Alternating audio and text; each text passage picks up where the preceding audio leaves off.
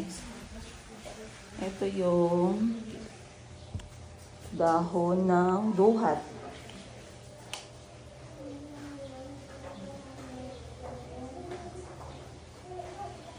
So, itong dahon ng duhat, yung mga batang part, yung mga part na nasa itaas, yun yung ating papakuluan. And then, ito yung ating holy water na ating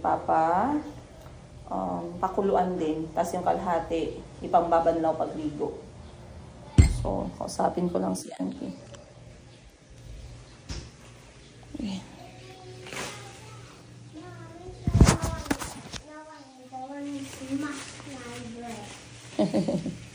Auntie.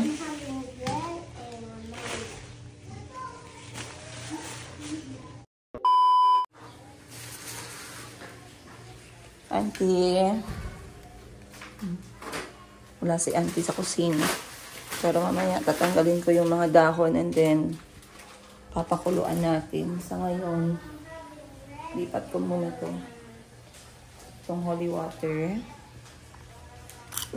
Yes, love?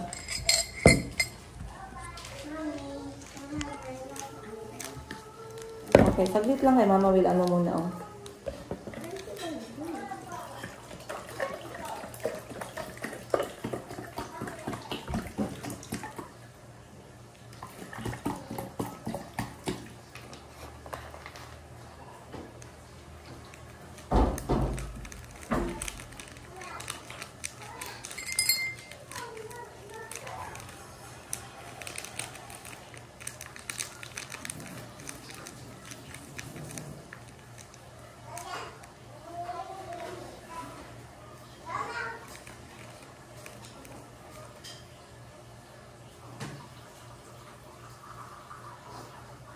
Is it full? So, ito, nilagyan ko na to ng asin. Itong tubig na to. And then, ihahalo ko na lang dun sa pangligo. Yes, you can. Pangligo ng mga bata. So, si Chico mo. Okay. So, ayan na guys. Naiwalay na natin yung mga dahon. Ang extract siya ni nanay sa akin. Itong dahon ng lumboy, 36 pieces lang talaga. So, nalito ako kung kasama ba sa 36 pieces itong maliliit or hindi. Strictly, walang maliit. Ayan, tinanggal ko na lang. Pero dapat 36 pieces, hugasan natin, and then papakuluan yung tubig niya. Yun yung ipapainom sa kanila, sa mga bata. Parang gagawin siyang tubig. Bilangin ko lang ulit, parang nagka-anxiety ako kasi baka mamaya mali yung bilang ko. Kasi mayroong instruction eh.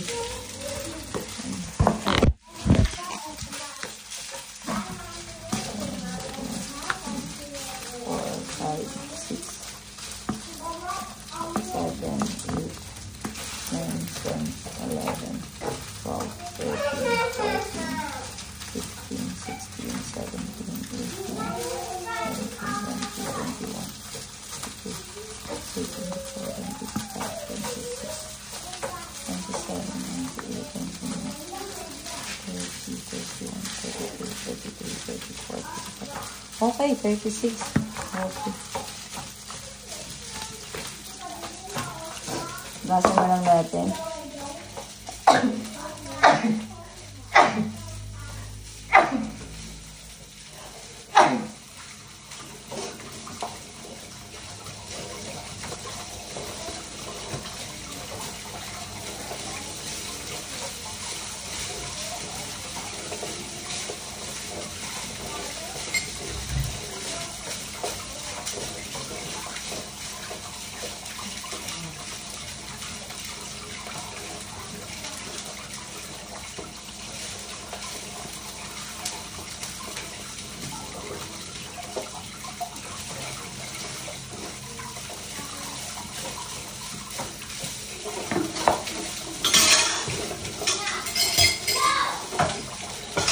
Kiko and Calvi, we are becoming too wild.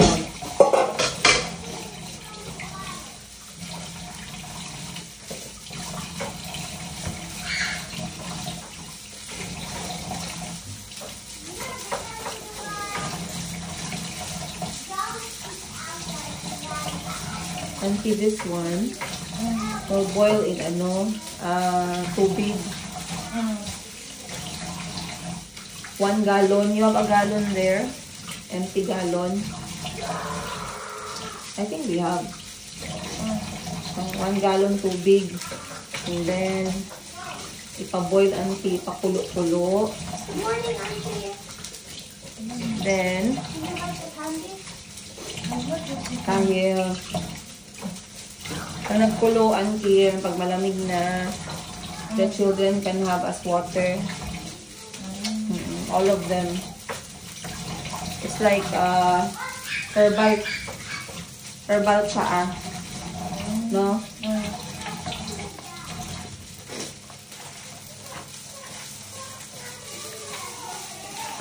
Nanay pa 36 pieces.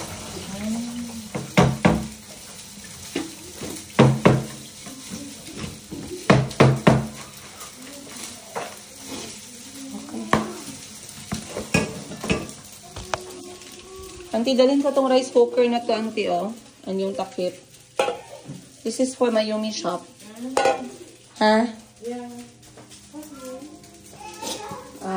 Maligo na muna tayo, guys, kasi ano oras. Nagtawas ka? Dahil nagtawas ka? Mayumi ka. Okay, guys. Unfortunately, merong nagkaroon ng sunog dito sa area na malapit yung aking laundry house. So, ako'y magbibigay ng mga damit. Si Madam Ten Gives din, nag-i-empake na siya ng mga damit na ibibigay. Normally, kapag merong mga sunog, may mga nasusunugan dito sa amin, si Madam Ten Gives, mabilis siya. So, nag-message siya sa group namin magkakapatid and then nagsasabi siya, we need clothes, ipapamigay dun sa nasunugan. So, si auntie nag-i-empake na ng damit.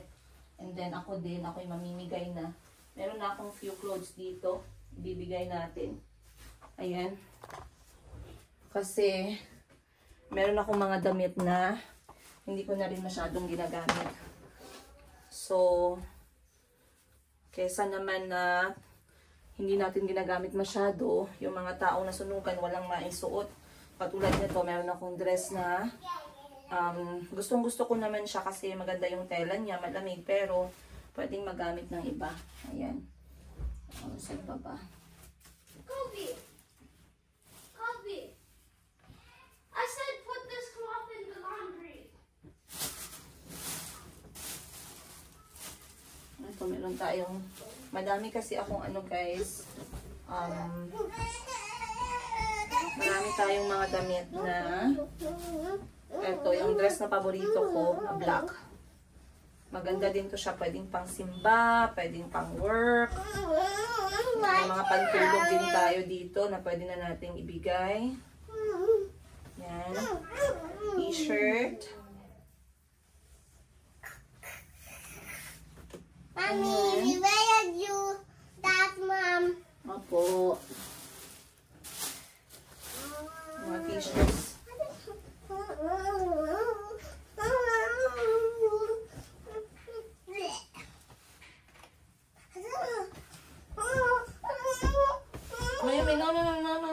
No, love, no. Don't you dare look back.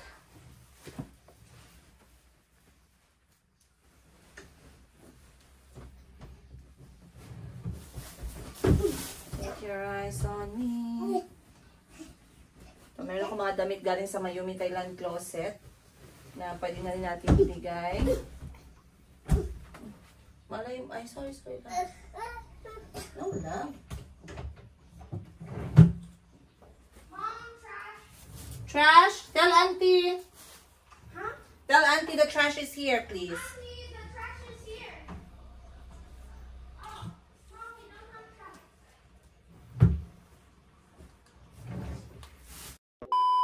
Mayumi. Oh, bigay mo kay auntie yan. Go. Go, bigay mo kay auntie. Bigay mo, auntie, oh. Oh, give auntie. Dali. Call her auntie. Oh, bigay mo kay auntie, bigay mo. Ano yan? Bigay mo kay auntie, dali. Bigay kay auntie, bigay. Sige pa. Asos. Bigay mo, bigay mo. Oh, go. Pasok ka doon. Bigay mo. Is she scared in your bedroom? Bigay mo kay auntie yan. Come, I come with you. Are you scared? Wala na. Bigay na ni Calby. Bigay mo kay auntie, ha?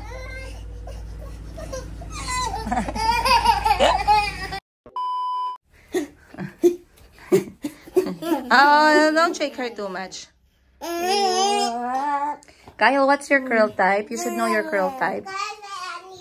You are 4A to 4B. 4A to 4B. Your curl is 4A to 4B. Your sister here, however, is 3C to 4A.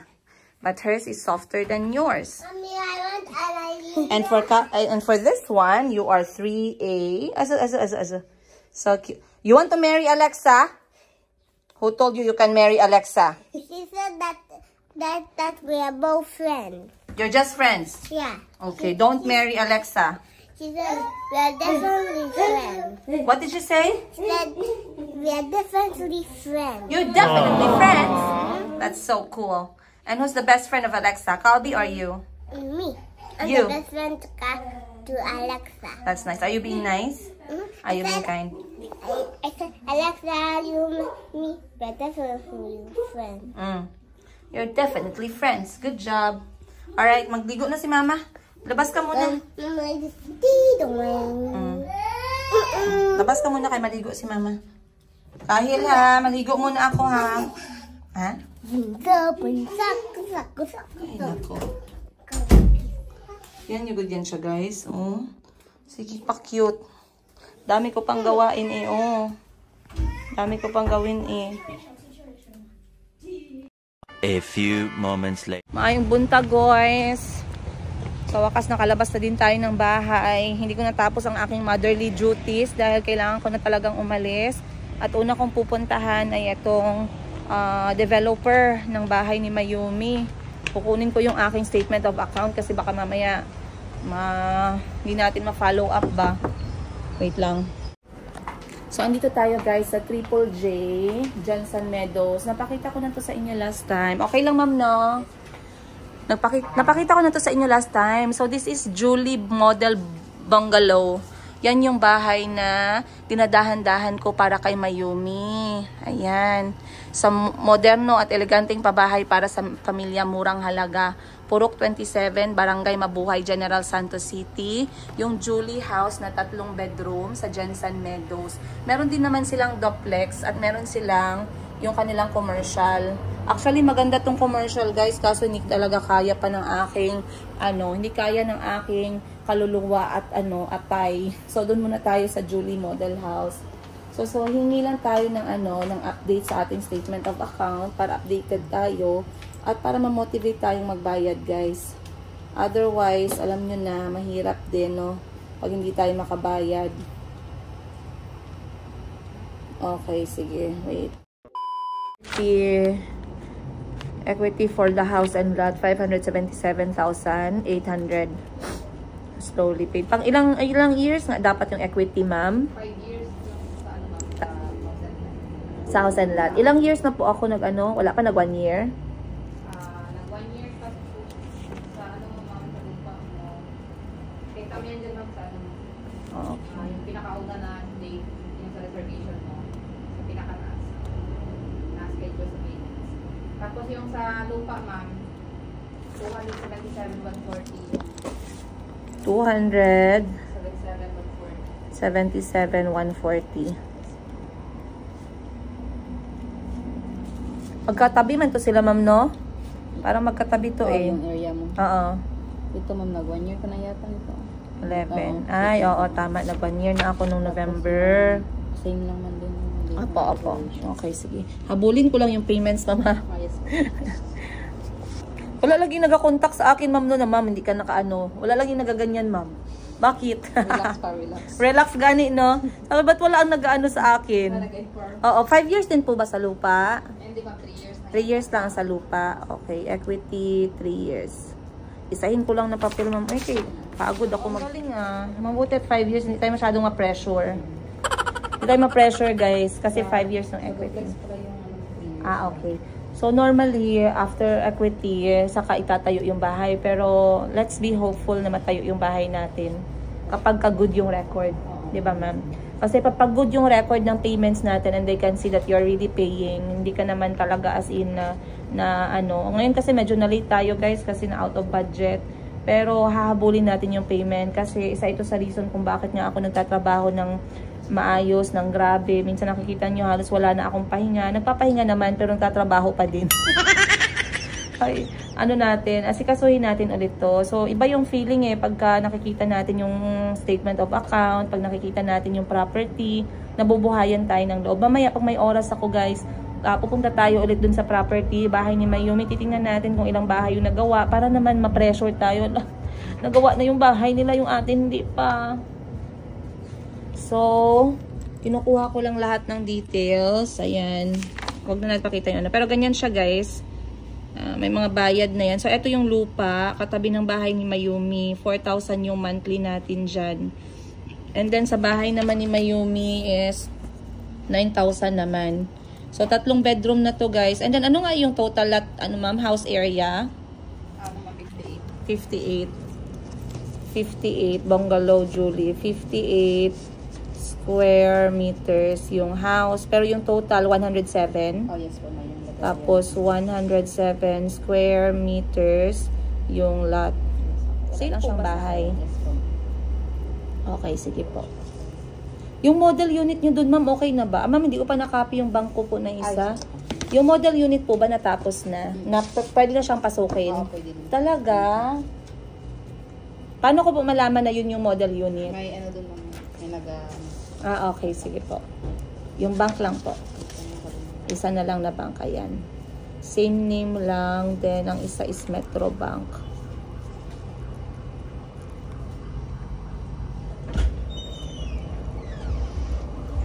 Metro Bank 214 7214 523 490 214-7-214-523-490 619-4000-12369. Okay na po. A few.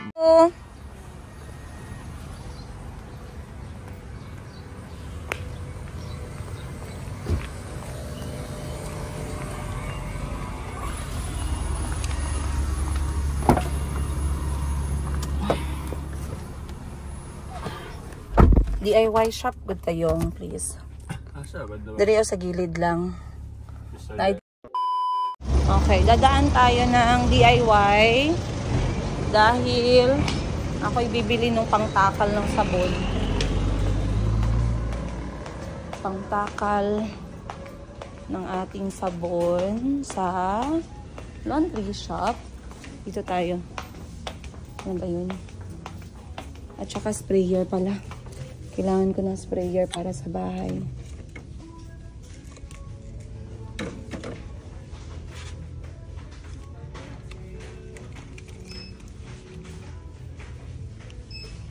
Maganda to.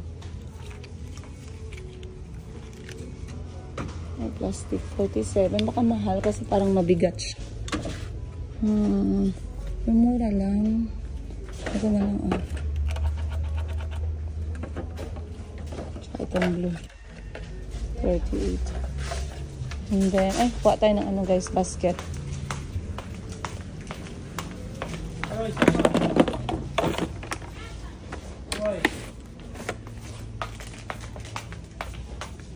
I promise I'm yours. Saan yung pangtakal? Measuring cup. Measuring cup.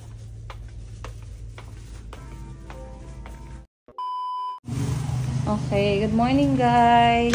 Ang tagal nating hindi nakapag-chita bells about sa laundry shop. But I am here right now sa LL. Ayan, LL na naman yung tawag ko. LL Laundry. Ay, hindi. Pa-stop mo lang ate. 11 minutes tapos i-end mo na ba? Hindi mo na gawin yung 11 minutes. Paano i-end lang na, sir, start ko na, tapos pwede i-end agad. Para hindi na maano yung 11 minutes ba, hindi na siya magamit. So, matagal tayong hindi nakita-kita dito sa laundry shop. I am here right now, guys, kasi kakabalik lang natin from Baganga. And, of course, meron na naman akong kapalpakan sa Baganga, you guys. Hindi ko nasabi sa inyo kahapon kasi I did not get that chance. Pero, na-share ko na to sa inyo last time about dun sa paano nawawala yung aking mga files sa phone. So basically, the last day in Baganga, dun sa last episode na napanood ninyo, nagsimula na siya dun sa may Buko Pie. I had a full episode before that, which is yung accommodation tour, pagpapaalam namin sa Baganga, at yung things that I liked and we did not like, yung mga experience namin sa Baganga, lahat po yun nag-automatic delete. And they automatically, nag-delete siya guys after ko naglipat ng mga drone shots sa phone. So hindi ko alam kung ganun yung reaction, pero based on my experience, I feel like every time na tumutungtong ng 900 GB yung phone ko, tapos pinasukan ko pa siya ng bagong files, nag-auto-delete yung iba para makapasok yung bago. So I hope this will be the last time kasi I feel na I regret badly kasi nandun pa yung videos the time before I transfer the drone shots. Pero after nung pag-transfer ng drone shots at i-edit ko na sana yung last episode na merong accommodation tour namin ni Auntie Christine, wala na po siya sa phone ko. And all the other parts dun sa nag-invite sa amin kay Tita Marian and family, nag-send ako ng message sa kanila to apologize. Kasi nga, most of the video clips which were longer clips like 15 minutes, 14 minutes, 10 minutes, lahat po yun nag-auto-delete. So I feel really bad about them. And you know guys, I know sa mga hindi pa sanay sa pagva-vlogging, hindi masyadong sanay na nagre-record ng mga videos, once na na-delete po yung mga files, ang hirap mag-move on. Ang hirap mag-move on, lagi mo siyang iisipin to the point na parang magagalit ka, mapipikon ka. Pero like I said, as a vlogger, I had experienced this a lot of times na talaga, na to the point na yung pinakaunang beses na na-experience ko siya, ang tagal kong nag-move on. Pumunta kami ng isang magandang coffee shop, simple lang siya, na binisita ng isang vlogger. We enjoyed their food, their coffee, yung kanilang sikwate. Nag-enjoy kami doon, buong vlog episode guys. Pagdating kasi nag-road trip kami that time. Pagdating po namin doon sa area ng accommodation namin at i-edit ko na sana yung part ng coffee shop, lahat ng part na yun nawala.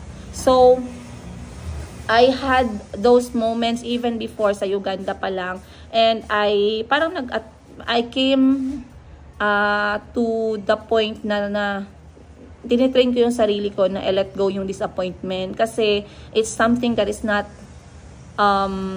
within my control. Hindi ko siya kontrolado kasi sa sobrang busy nga, ako lang yung nag-i-edit, ako lang yung nag-iisip, ako lang yung nagre-record, ako lang kumukuha ng mga videos. Hindi ko na monitor yung bigat ng hinahawakan ng phone ko. So marami po talaga akong mga videos na biglang nawawala. And of course, nag-apologize din ako sa Pauling's Backyard and sa kaibigan ko, kay Cillian. Ayan, sorry na-erase talaga lahat ng mga videos na kinuha namin the day that we left Baganga. So, isa yun. Kaya nakita nyo, parang putol po yung huling episode natin. Actually, hindi po siya dapat ganun. Dapat ang nun is paggising ko sa mga anak ko, ginising ko sila, then nag-prepare na kami, nag-pack up na kami ng kotse, and then nag-review kami ng Pauling's Backyard, nag-tour kami sa buong accommodation. Then, pinakita ko yung mga stops namin pa konti-konti hanggang sa nakaabot kami ng Nabunturan City. Pero lahat yon nawala. So, nag-start tayo sa Nabunturan na talaga, dun sa may Buko Pie. So, nakakainis, no? Pero, nire-remind ko nga yung sarili ko na wag masyadong magpa-disappoint, wag magdala, wag dalhin yung disappointment, wag magalit, wag mapikon. Pero napikon ako, guys. Pero nawawala din siya agad. Nilalet go ko din siya agad. Yung galit ko ba. Pero nag-message ako kay Miss Giselle na wala lahat yung files, ganito, sayang, naiinis ako, ganun. Siguro mga 1 hour, 2 hours din ako nag-dwell sa ganun. Pero mabigat pa din siya, kaya tinitrain ko pa yung sarili ko na pag nawala yung mga files, parang alam mo yun, kailangan ko mag-move on kasi wala akong choice. Wala siya sa deleted folder, wala siya sa aking iCloud. Wala talaga siya guys. Hindi ko alam bakit nagaganon siya. Hindi ko alam kung ako lang ba naka-experience ng ganito. O may mga vloggers din ba na nanonood ng videos ko and you experience the same. I am using iPhone 15 Pro Max with 1 terabyte na memory para sa aking vlogging and editing. And this did not happen the first time. Ayan. Pero I just wanted to explain to you guys. Baka magtaka kayo bakit parang kulang, bakit parang putol. But anyway, like I said, andito na ako ngayon sa laundry shop. It's already 10 a.m. Gusto ko mag-update sa inyo about sa negosyo sa laundry kasi meron akong na-meet na laundry business din na owner na meron ng mga 6 branches. So I learned a lot from them. I wanted to share that with you guys sa next episode. So I'll see you on the next one. Much love!